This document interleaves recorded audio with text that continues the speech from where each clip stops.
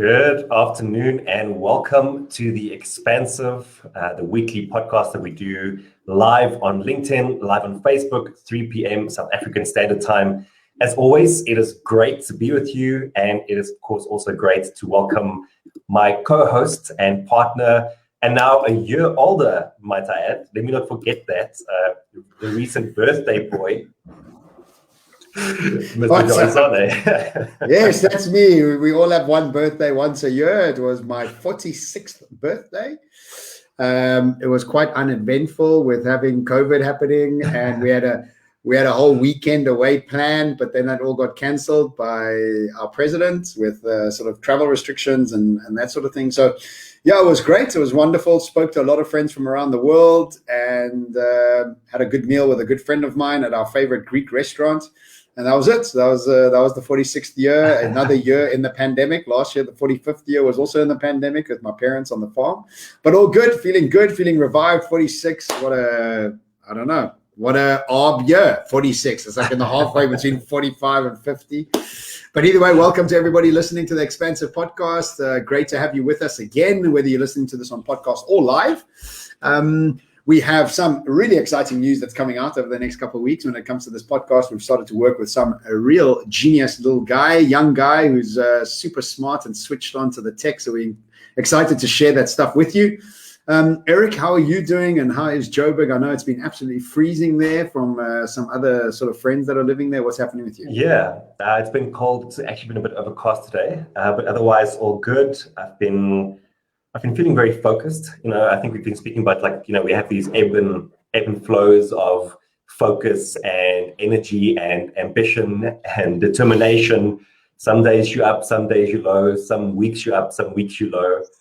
And I feel like for the past maybe 2 or so weeks, I've really been on a high, really focused, getting up, feeling disciplined, learning a lot of new things, writing a lot, working with amazing clients. So overall, I'm actually, given the fact that we've just gone into lockdown level 4 and that there's a lot of people really suffering and going through some really hard times, and it's really a horrible space to be in again. Given all of that, I'm actually in a pretty good space at the moment for myself. What about you? That's saying a lot, because your industry got flattened. Yeah. So that's a hell of a thing. It's a good thing that you're doing okay and you're enjoying where you are. Yeah. But I think what this pandemic has done is brought about 2 very, very clear, distinct differences in people. People that are seeing this as an opportunity, and other people that are just fallen apart. And there seems to be a lot of that falling apart that's happening all over the place. And so, yeah, I feel for those people, but I also know that when there is so much chaos, there's also a lot of opportunity if you're willing to change your skill sets or relearn, unlearn, whatever the case may be. And kind of this is what brings us into the topic for today. And I think it's a great topic because it's happening a lot around the world for many different reasons. Obviously, COVID being a catalyst for it. But today's topic is called the Great Resignation. And we're seeing millions. I was looking at some stats on a news channel the other day. There's 4 million people have resigned. Big number, around the world that they've picked up on stats. I would imagine there's even more, but there seems to be a migration from this, I'm stuck in a job, to, oh my God, what are the opportunities out there? So whether you've taken this responsibility on yourself to resign, or you've been pushed out of a job because that industry or sector or business is not doing that well, we find ourselves in new waters and new chapters and new ways to try and think about what's coming. So let's get stuck into today's topic on the Great Resignation. What are your thoughts there, Erik? Yeah, so actually, I was reading this morning and I saw an article again about it, because like you say, it's actually been in the news now for some time that economists are calling this the Great Resignation. First, we had the Great Return, right, which was everyone going back to the office. Now we have the Great Resignation. And what I saw, from a stats point of view, I think this was mainly just US-based, so they were saying 25 to 40% of workers are thinking about quitting. That's monstrous. 40% of the workforce thinking about quitting. And it really has made me think a bit about, what does this mean for employers, but also what does it mean for you if you are in the job market? And obviously there's quite a few things that are playing into this, quite a few reasons why people are resigning. I think the first is that we've become accustomed to the fact that we have freedom to work where we can work from. Like, so there's mobility, right? And some employers are still very much sort of saying, like, we have to get back to the office. They're not entertaining the idea of hybrid or remote, right? And so because of that, people are saying, well, I might like the work that I do. I don't like the way I'm doing that work. Therefore, like, I'm going to look for something else. So that might be one reason. Another reason might be that you've been in an industry where, like, it's really been shown how fragile it is. So I think, for example, like restaurants are a good example at the moment that, you know, when there's a lockdown, restaurants get clamped down. If you were, let's say, working in a call center, like, you're not really affected, right? Your job continues because you get to call from home and carry on. So they were also saying that there's this shift that you are looking to find the kind of work that isn't disrupted when there's catastrophe or when there's going to be a next lockdown or whoever knows what's going to happen down the line. And then I think, what was the third reason? The third reason was that people feel like they now have just more choice, right? Like, and I mean, we were just speaking about this offline as well, that there's been this pause, and in the pause, we've had the ability and the opportunity to reflect. And that means that now you're wondering, is what I'm doing really aligned with who I want to be and where I want to go? I think there's another thing here, Eric, that we must take into consideration is that people are dying. Life is short. And what are we doing? It's like, you know, that's what's really come into focus for me is that what am I actually doing with my time here? Because, you know, you could have a virus and in 3 days you're dead. And that's happening left, right, and center. I know a handful of people now that have passed on with a devastation behind them of families that are just distraught, you know? And so in that, guys, yes, of course, am I happy at work or not? Is it the right job for me? Is my boss right? Am I going to commute to work? But on the other side of it, we have been given this very drastic experience of death right on our doorsteps, sweeping through our country and around the world, in fact. And it's so undiscriminative, this virus, because, you know, people in their 90s are getting it and surviving, and other people are 8 years old and dying. So that whole idea that it's only old people is also falling by the wayside. There's also obviously immunity issues that people have that can get taken out. But I know healthy people that got taken out, you know. They weren't obese. They didn't have bad health state. They were normal people, right? So there's that. And I think that the Great Resignation is also, it's not just from jobs. I think it's from everything. I think it's from relationships, and I think it's from habits and behaviors and cities that you live in and workplaces you work in. You're like, well, look, if I've got this much time left here on earth, or if I've got a shorter period of time left here on earth than I thought I did, what it is that I want to be doing. It's like, why am I doing what I'm doing? So I think that comes down to every touch point, and there's a great resignation to all aspects of what's going on in the world, you know? I like that. I think it's a brilliant kind of extraction of the point. So what I thought we could do then is just kind of zoom into the two parties that are affected here, right? The employer and the employee.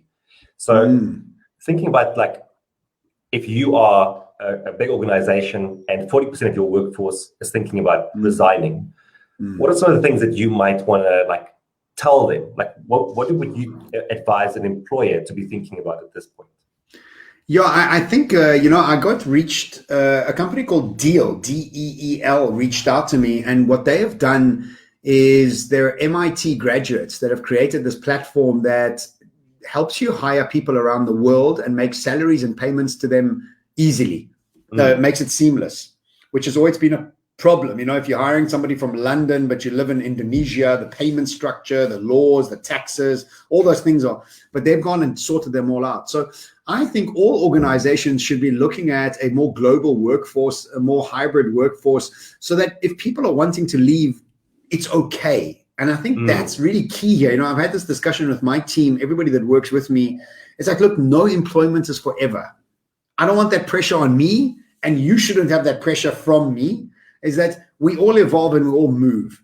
And what this is COVID-19 has done is brought this chasm of questioning of what's making you happy, what isn't making you happy. And it's not just workforces that 40% are leaving. How many divorces do we know about? And how many friendship circles have been broken in through this process? And so as far as employer towards employee, I think there should be an open door policy to say, look, this is how we are evolving. This is how you're evolving. Your priorities have changed. That's okay. How can we help you evolve into your next phase? And then also, how am I looking at a more global workforce to bring more seamless services into my businesses and into my business so that I can actually carry on the service that I need to be providing? So I don't think it's a time to be upset. I think it's a time of evolvement. And when we think of the term disruption, guess what? This is what disruption is. It's like people like disruptions, but this is what it is. It's disrupting our lives in the most massive way. So what do you have to do?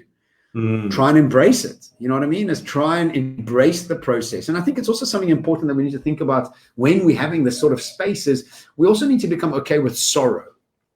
And I think sadness is a big part of our culture at the moment. And I think it's okay for us to embrace sadness. And I think it's okay for us to be in a state of sorrow and mourning, because that's what's going on around us. We're seeing the death and destruction of everything. It's like an implosion of so many different things besides close people that are passing away. So for me, it's like employer to employee, be kind, be generous, be open, and start looking at the new tools that give you access to a global workforce. And you could even have better people at cheaper prices. You don't even know, but that's the opportunity for us to start taking as employers. I echo a lot of that. Yeah, I echo a lot of that. I think, number one, that you have to embrace the resignations, right? Because partly, just to your point, is that as a company, if you've come through this, there's a good chance that the company has changed. And so as a company, like whoever's working for you might not resonate with where you want to go. And so it doesn't make sense to try and drag them along on the new journey. And so I think that it's important that as we recalibrate our vision for where we're going, we need to realize that not everyone is going to recalibrate to that vision. And actually, it's then in your best interest for them to resign. It goes both ways. It's good for you because you're getting not rid of, but you're letting go of people who don't want to go where you want to go. And you're doing them a service as well, because they can go and find, a company that makes more sense for them. And I think of Basecamp as like a good example of this. We spoke about them recently on the podcast when they went through that sort of hellstorm on Twitter because they changed some of their internal policies. Like this is a great example of that. And they decided that we've always done things in one way. We want to do things in a different way moving forward. People reacted to that in a very violent kind of way. They didn't like the new way of doing things. And you had this slew of resignations that happened. And people were thinking, oh, well, they're stuck on that. Like, that's how you're going to... That's very loud. Oh, sorry. Sorry. It's right next to your mic. Oh, shit, it is. I'm so sorry. Cheers to everybody out there. It's just water. So everyone was actually sort of boastful in a way that they were sending out this organogram saying these people have all quit from Basecamp. Yeah. And actually, it was a good thing for Basecamp because they got through it. And now on the other end, they have people employed who really want to be there. People sign up because they believe in this new way of doing things. Yes. So I think that's the one side of it. It's like, embrace the resignation because it's going to allow you to find the people that actually want to be part of the new vision for the future. And then I think the second part is like, it's very much tied to what you were saying, is that you have to think about what you are offering, because many companies are now going to embrace the idea of a global workforce. So all things being equal, then everyone embracing that, what makes you special? What makes you different? Because on the back of this, what I was seeing as well is that they said if 40% of the people are resigning or thinking about resigning, what's also happened is that there are more job openings than before. Like they were like 9 million or something. So like if I have the opportunity to choose not only which company I want to work for, but where in the world I want to work for, what are you going to do that's going to make me more attracted to you versus another company? So don't just think that people are going to come to you because now you're saying I have a remote work policy. Great. Most people are going to have a remote work policy. That doesn't make you special. So what are you going to do that's going to attract me to you and keep me engaged with you? And also remember, we also want to work with organizations we agree with on a consciousness level and a value-driven level. And, I got recently asked by BIC to do a ad process. And I'm a fan of BIC. I think their pens and shavers are great. But then we started thinking about the recycling angle. and they're not good for recycling. They're terrible for recycling. And I didn't do the job because I didn't find a value system mix without the ability for them to recycle at a massive level. And so that I resigned from that job, which was going to make me quite a lot of money, but I was just, it doesn't fit. So I think as organizations, we also have to realize that we also have to be able to be more conscious in our approach of strategies. And I was listening to a great podcast. They were talking about the two biggest investment firms in the world, one of them being BlackRock. I think BlackRock's one of the biggest ones. And they are now creating new criteria to invest in businesses in, and being green and being conscious is now becoming part and parcel of the criteria, because what they're realizing is that in the long run, it actually is the most profitable thing to do, to have that sort of process. Why? Because you start attracting quality people, and you start attracting people, those value systems that believe in something, that want to build it together with you.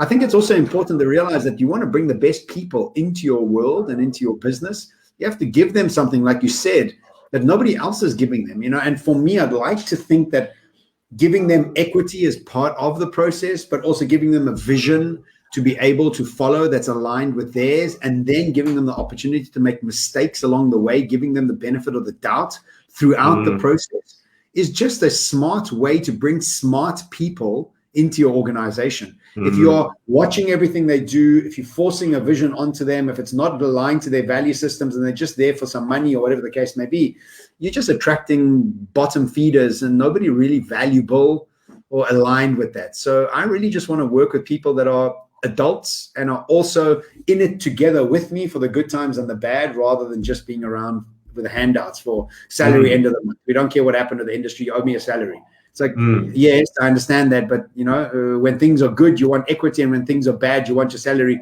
We need to find partners rather than this employee-employer structure. But I think that's coming as well. I think that's evolving as we start seeing it around the world.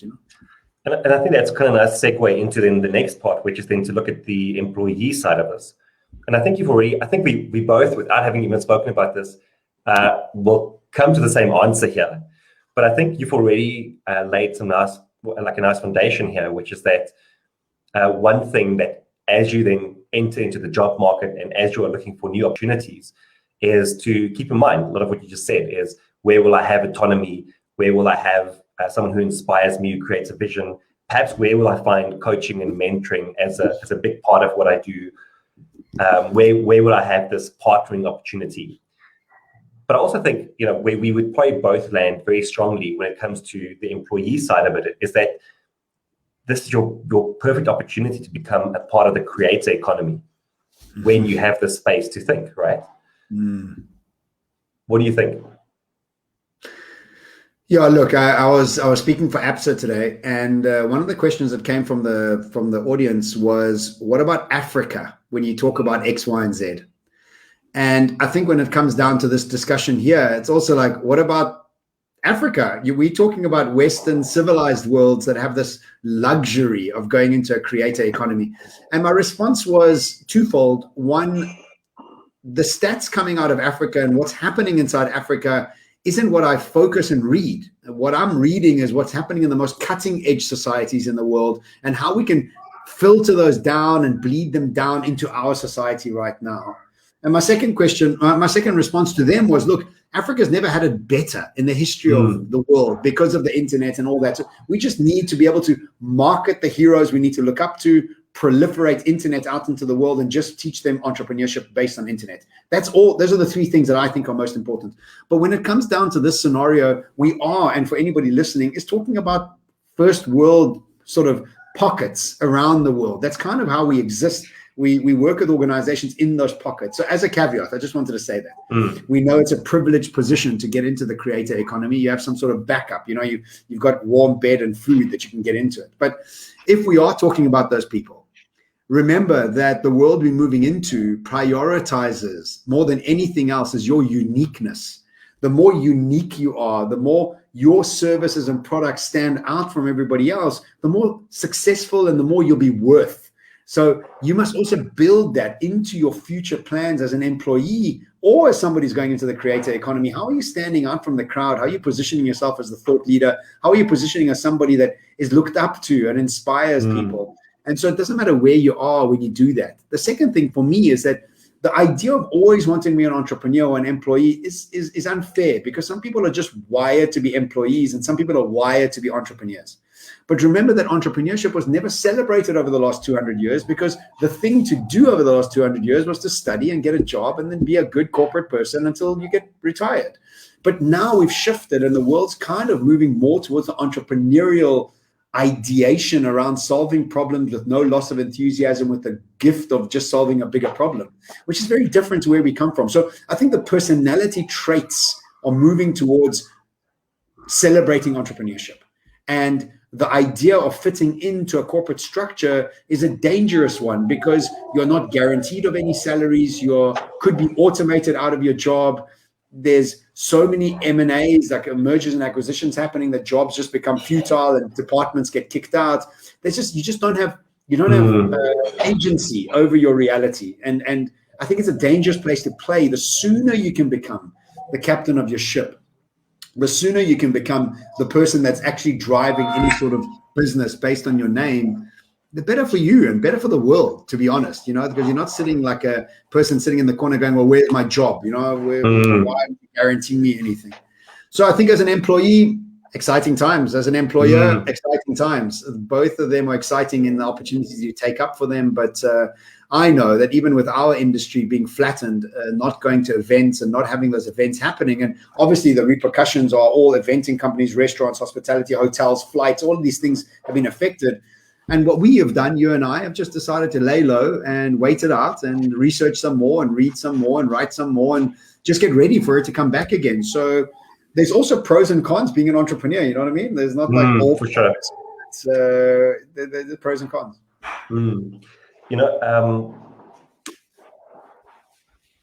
one thing I would recommend people do as well, like if they're really thinking that the creator economy isn't for them, like you said, not everyone's an entrepreneur. So if you really don't feel like that's the route for you, one thing to keep in mind is that it's not always that binary. Like, you don't have to be a creator or an entrepreneur or an employee. Like, you can always have a side hustle. Like, it's become such a popular thing. And I think part of what the creator economy inspires is the fact that we have all of these tools available to us, many costing you next to nothing, through which you can start building your community, building your audience around your uniqueness, around the things that you care about.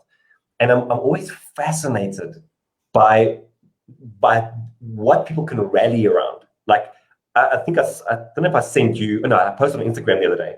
There's a TikTok channel with 500,000 followers. And all this guy does is slice bread. Yeah. And I'm like, but I mean, it's a very obscure example, but the fact is there are many obscure hobbies that people are building incredible business around, because because you can find your tribe online. So it doesn't have to be an all or nothing kind of thing. The second thing is that if you are going to stay in if you're saying, well, all I want is I want to move out of one industry that's fragile into an industry where I feel a bit more protected, that's a bit more resilient, what do I need to look for there? Well, number one, there's going to be ample opportunity. And again, like, not maybe locally, like I'm not sure if these stats apply as much here as it does overseas. But if you are thinking, well, I'm just going to like sort of find the next opportunity, don't just jump at the first thing that comes around. Make sure that it aligns to where you want to go and who you want to be. Everything that we spoke about at the beginning of this.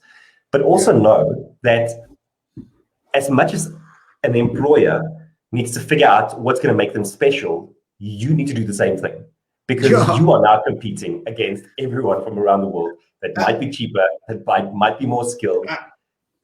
So you need to do that. You need to reskill as much as you can and retool so that you are ready and that you can beat out the competition. Like, it's a great thing for you that companies are going to be thinking about how to retain you and get you in, but they're going to also have a wider variety of people to choose from. I love that point. I was being briefed by a global tech business for talks, and there was two directors on trying to get me to understand that they were very keen to make everybody happy inside their organization. We've made it through, we're all good. And I got that. And then I turned around to the one director. I said, but what about the responsibility on the employee to keep up with the changing times? And he's like, yeah, you're right. I was like, yeah, you guys are feeling the pressure of holding on to Yeah. people, but I want to talk about the responsibility they have to keep up with what's going on in automation and the business. I don't want dead wood in the business either. You know what I mean? So I think that's a great point. But coming back to the creator economy, I've started following this Italian guy from New York somewhere, and he calls everybody bitch, not bitch, betch, B-E-T-C-H, right? He's created clothes and a knife, and he starts off, and he only makes pasta.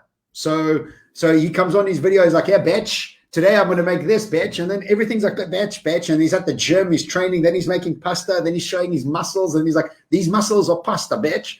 And he's got millions of followers, millions. And he says, I'm not saying bitch, I'm saying bitch. And so he carries on, and everything's branded. I mean, he's got millions of followers. He says, and in one of the videos, he's like, I can't believe it, bitch. I'm now making money just doing TikTok videos. What's happened to my life? And so I was like, it's he insanity. cooks pasta.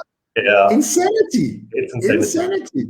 So you're all right, cutting bread or calling people derogatory names while they're making pasta, and just making pasta. He makes nothing else. So there's always an opportunity. You know, I don't think we realize how big the opportunities are out there. And anyway, it was a good discussion. The Great Resignation, every touch point of the lives. Thank you very much for everybody listening. We hope you enjoyed the discussion. Erik and I always enjoy it very much. Just to let you all know, if you're watching this live or on video, Erik changed his shirt for this video. He was wearing his pajama t-shirt before this, but that's a whole other show we're going to be having. If you enjoyed this podcast, please share it with somebody you think would enjoy it as well. And please do look after yourself. And once you've done that, go and look after somebody else. Erik? Amazing. Thank you so much. Ciao. Keep well. Bye-bye.